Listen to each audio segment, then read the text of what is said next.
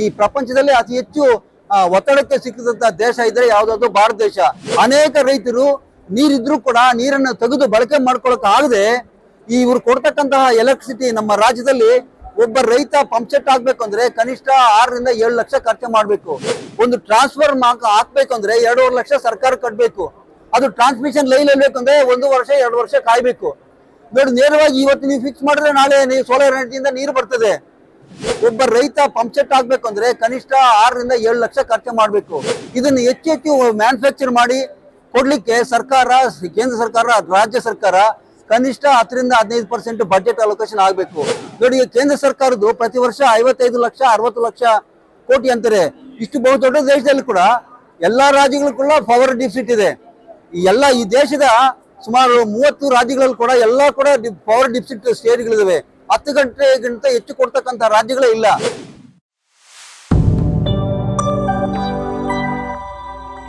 ನಮಸ್ಕಾರ ಸ್ನೇಹಿತರೆ, ನಾವೀಗ ಇಂಡಿಯಾ ಎನರ್ಜಿ ಎಕ್ಸ್ಪೋ 2025 ಆ ವತಿಯಿಂದ ಕಾರ್ಯಕ್ರಮದಲ್ಲಿ ಬೆಂಗಳೂರು ಇಂಟರ್ನ್ಯಾಷನಲ್ ಎಕ್ಸಿಬಿಷನ್ ಸೆಂಟರ್ ಬೆಂಗಳೂರಲ್ಲಿ ಇದ್ದೀವಿ.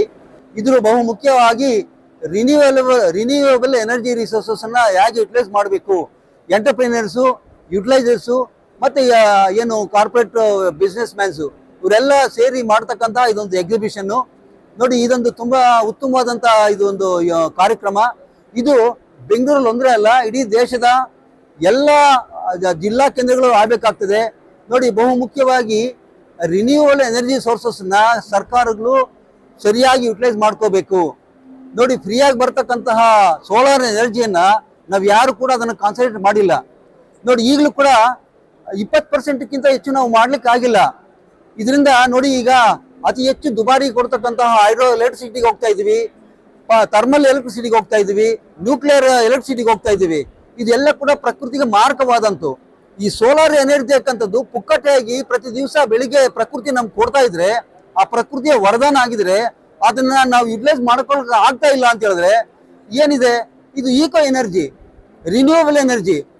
ಈ ಸರ್ಕಾರಗಳು, ಕೇಂದ್ರ ರಾಜ್ಯ ಸರ್ಕಾರಗಳೇನೋ ಈ ರಿನ್ಯೂವಬಲ್ ಎನರ್ಜಿನ ಯುಟಿಲೈಸ್ ಮಾಡಿ ಅಂತೇಳಿ ಪ್ರಮೋಟ್ ಮಾಡ್ಲಿಕ್ಕೆ ಸಾಕಷ್ಟು ಕೆಲಸ ಮಾಡ್ತಾ ಇದ್ದಾರೆ.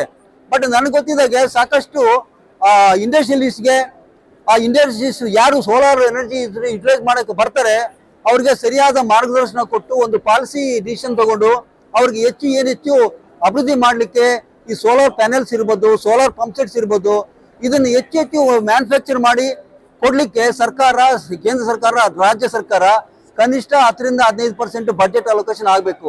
ನೋಡಿ, ಕೇಂದ್ರ ಸರ್ಕಾರದ್ದು ಪ್ರತಿ ವರ್ಷ 55 ಲಕ್ಷ 60 ಲಕ್ಷ ಕೋಟಿ ಅಂತಾರೆ. ಇಷ್ಟು ಬಹುದೊಡ್ಡ ದೇಶದಲ್ಲಿ ಕೂಡ ಎಲ್ಲಾ ರಾಜ್ಯಗಳು ಕೂಡ ಪವರ್ ಡಿಫಿಸಿಟ್ ಇದೆ. ಈ ದೇಶದ ಸುಮಾರು 30 ರಾಜ್ಯಗಳಲ್ಲಿ ಕೂಡ ಎಲ್ಲ ಕೂಡ ಪವರ್ ಡಿಫಿಸಿಟ್ ಸ್ಟೇಟ್ಗಳಿವೆ. 10 ಗಂಟೆಗಿಂತ ಹೆಚ್ಚು ಕೊಡ್ತಕ್ಕಂಥ ರಾಜ್ಯಗಳೇ ಇಲ್ಲ. ಇಷ್ಟೊಂದು ಫ್ರೀ ನಮಗೆ ಪ್ರಕೃತಿ ಕೊಡ್ತಕ್ಕಂಥ ಈ ಸೋಲಾರ್ ಜನಯನ್ನ ನಾವು ಯುಟಿಲೈಸ್ ಮಾಡ್ಕೊಳ್ಳೋದಿಲ್ಲ. ಸಾಕಷ್ಟು ಅನೇಕ ಇಂಡಸ್ಟ್ರೀಸು ಪವರ್ ಡಿಫಿಸಿಟ್ ಆಗಿ ಅನೇಕ ಕಾರ್ಖಾನೆಗಳು ಮುಚ್ಕೋ ಕೆಲಸ ಆಗಿದೆ. ಅನೇಕ ರೈತರು ನೀರಿದ್ರು ಕೂಡ ನೀರನ್ನು ತೆಗೆದು ಬಳಕೆ ಮಾಡ್ಕೊಳಕ್ ಆಗದೆ ಇವ್ರು ಕೊಡ್ತಕ್ಕಂತಹ ಎಲೆಕ್ಟ್ರಿಸಿಟಿ ನಮ್ಮ ರಾಜ್ಯದಲ್ಲಿ ಒಬ್ಬ ರೈತ ಪಂಪ್ ಸೆಟ್ ಹಾಕ್ಬೇಕು ಅಂದ್ರೆ ಕನಿಷ್ಠ 6 ರಿಂದ 7 ಲಕ್ಷ ಖರ್ಚು ಮಾಡ್ಬೇಕು. ಒಂದು ಟ್ರಾನ್ಸ್ಫರ್ ಹಾಕ್ಬೇಕು ಅಂದ್ರೆ 2.5 ಲಕ್ಷ ಸರ್ಕಾರ ಕಟ್ಟಬೇಕು. ಅದು ಟ್ರಾನ್ಸ್ಮಿಷನ್ ಲೈನ್ ಇರ್ಬೇಕಂದ್ರೆ 1 ವರ್ಷ 2 ವರ್ಷ ಕಾಯ್ಬೇಕು. ನೋಡಿ, ನೇರವಾಗಿ ಇವತ್ತು ನೀವು ಫಿಕ್ಸ್ ಮಾಡಿದ್ರೆ ನಾಳೆ ನೀವು ಸೋಲಾರ್ ಎನರ್ಜಿಯಿಂದ ನೀರು ಬರ್ತದೆ. ನಿಜವಾಗ್ಲೂ ಈ ತರದ ಯೋಜನೆಗಳನ್ನ ಸರ್ಕಾರ, ಕೇಂದ್ರ ಸರ್ಕಾರ, ರಾಜ್ಯ ಸರ್ಕಾರ ಹಲವಾರು ಯೋಜನೆಗಳನ್ನ ತರ್ತಾ ಇದೆ. ಬಟ್ ಅದು ರೈತರ ಬಾಗಿಲಿಗೆ ಸಿಗ್ತಾ ಇಲ್ಲ.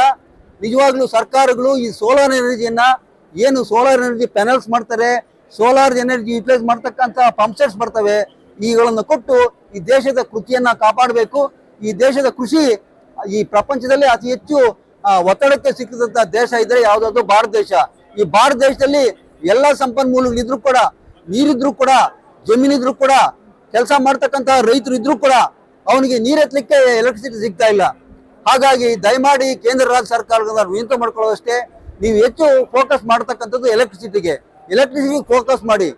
ನೀವು ಕರ್ನಾಟಕದಲ್ಲೇ ಕೇವಲ 6 ಗಂಟೆ ಕೊಟ್ಟರೆ ಏನ್ ಮಾಡ್ತಾರೆ? ರಾತ್ರಿ 4 ಗಂಟೆ ಕೊಡ್ತಾರೆ, ಹಗಲು 3 ಗಂಟೆ ಕೊಡ್ತಾರೆ. ರೈತ ಹೇಗೆ ಬೆಳೆ ಬೆಳಿಕಾಗ್ತದೆ? ಇವಾಗಲೂ ಅದೊಂದು ದುರಂತ. ನೀವು ಸೋಲಾರ್ ಫ್ರೀಯಾಗಿ ಬರ್ತಕ್ಕಂಥ ಸೋಲಾರ್ ಅನ್ನ ಬಳಕೆ ಮಾಡ್ಕೊಳ್ಳೋಕೆ ಎಲ್ಲರೂ ಕೂಡ ಸಹಕಾರ ಮಾಡಬೇಕು ಅಂತದ್ದು ವಿನಂತಿ. Thank you.